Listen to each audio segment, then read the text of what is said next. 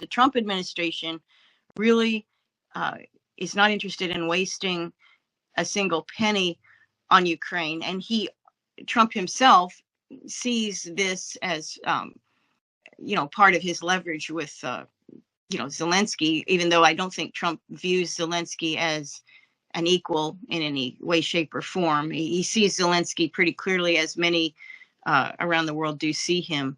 But withholding this is a starting point in explaining to Zelensky that the gravy train is over. Rubio is not going to waste money on Ukraine, and that is how clearly, from what he said and what we know, he views aid to Ukraine at this point as a waste. Because I think it's sad to say, but the United States, and people who know how the United States works and how how the world works, could see very clearly that the United States doesn't care about Ukraine.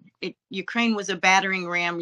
Ukraine was a tool, and like we had one of our senators, I guess Lindsey Graham it was. I'm not sure. I think it was Lindsey Graham who said, we need to fight the Russians to the last Ukrainian. I mean, what a heartless statement to make, but it reflects how the Senate and how the politicians and the oligarchy in the United States really feel about Ukraine. And so if Ukraine is a tool, it's now a tool that is no longer very useful. It's a tool that is hard to maintain. It's not worth it. So we're going to throw that tool away. And that, I think, and it sounds terrible because Ukrainians are people, and they have a territory, they have a country, they had a country for some time, they have a culture, they have value. But to the American government, they're just a tool, and that tool is broken now. And so it's not useful anymore, and it'll be cast away.